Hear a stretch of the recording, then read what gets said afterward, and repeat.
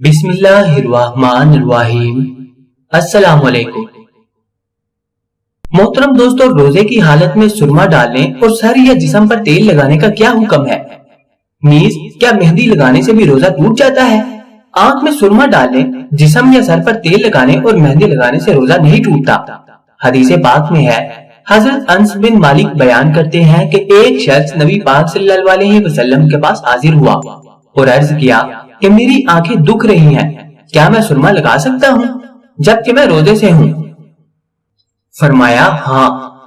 سنن ابی داؤد میں ہے، حضرت انس بن مالک سے روایت ہے کہ وہ روزے کی حالت میں سرما لگایا کرتے تھے۔ در مختار میں ہے، تیل یا سرما لگایا یا پنچھے لگوائے، اگرچہ اس کا ذائقہ حلق میں محسوس ہو، روزہ نہیں ٹوٹے گا۔ بہار شریعت میں ہے، بھری سنگی لگوائی یا تیل یا سرما لگایا تو روزہ نہ گیا، اگرچہ تیل یا سرمے کا مزہ حلق میں محسوس ہوتا ہو۔ روزے کی حالت میں سرما اور کاجل لگانا بلا کراہت جائز ہے۔ سرما اور کاجل لگانے سے روزہ نہیں ٹوٹتا، اگرچہ سرمے کا اثر اور رنگ حلق اور تھوک میں محسوس کیوں نہ ہو۔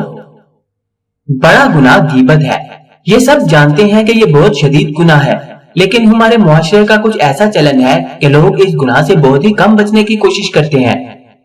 اچھے اچھوں کی صحبت میں غیبت کا بازار گرم رہتا ہے اور یہ محسوس تک نہیں ہوتا کہ ہم انجانے میں کتنا بڑا گناہ کرتے جا رہے ہیں۔ رمضان کے مہینے میں بالخصوص گھریلو صحبتوں میں اس کا رواج بڑھ جاتا ہے۔ کچھ ایسا محسوس ہوتا ہے جیسے لوگ وقت کاٹنے کے لیے ادھر ادھر کی باتیں شروع کرتے ہیں، لیکن ان کی باتوں کے دوران کچھ ہی دیر میں کوئی ایک شخصیت ان کی گفتگو کا موضوع بن جاتی ہے۔ اب جو اس کے عیبوں کا تذکرہ چھڑ جاتا ہے تو یہ خیال بھی نہیں رہتا کہ ہم کیا کر رہے ہیں، اور ہم تو روزے سے ہیں۔ اس بارے میں جب تک پوری قوت کے ساتھ ان کی احتیاط کا خیال نہیں رکھا جائے گا، کوئی تدبیر کارگر نہیں ہو سکتی۔ البتہ یہ ضرور ہے کہ کوشش دونوں طرف سے ہونی چاہیے، یعنی کہنے والا بھی خیال رکھے یہ کہ اس کی گفتگو غیبت کی حد میں داخل نہ ہونے پائے، اور سننے والے بھی دھیان رکھیں کہ بات غیبت کی تعریف میں نہ آ جائے۔ ایسے موقع پر بے جھجک اوت کی تعمیل روک دینا ہی مناسب ہے۔ بس اس بات کا خیال رہے کہ آپ کسی برے انداز سے نہ ٹوکیں، بلکہ مناسب طریقے اور حکمت کے ساتھ توجہ دلائیں۔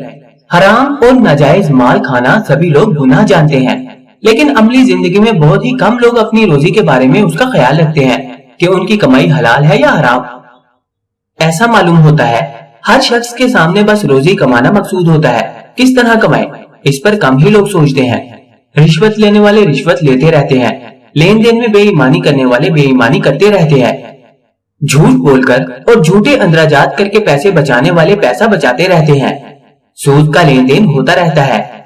خرید و فروخت کے لیے اسلامی شریعت نے جو پابندیاں لگائی ہیں ان کا خیال کیے بغیر کاروبار ہوتے رہتے ہیں۔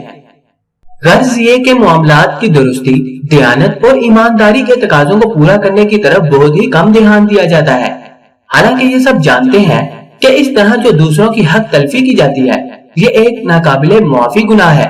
رمضان کا مبارک مہینہ آتا ہے، لیکن کسی کو یہ خیال تک نہیں آتا کہ اس مہینے میں اگر حلال روزی نہ کمائی اور حرام آمدنی سے پیٹ کی حفاظت نہ کی تو روزے کا اجر ہی کیا ملے گا؟ کیا روزہ اسی کا نام ہے؟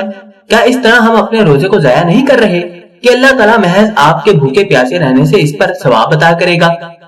آپ روزے اس لیے تو رکھ رہے ہیں کہ اللہ تعالیٰ آپ سے خوش ہو، اس کا اجر و ثواب عطا کرے اور آپ کو اس ابدی زندگی میں اس کی تیار کی ہوئی جنت میں رہنے کا استحقاق حاصل ہو جائے۔ اللہ ہم سب کا حامی و ناصر ہو، آمین۔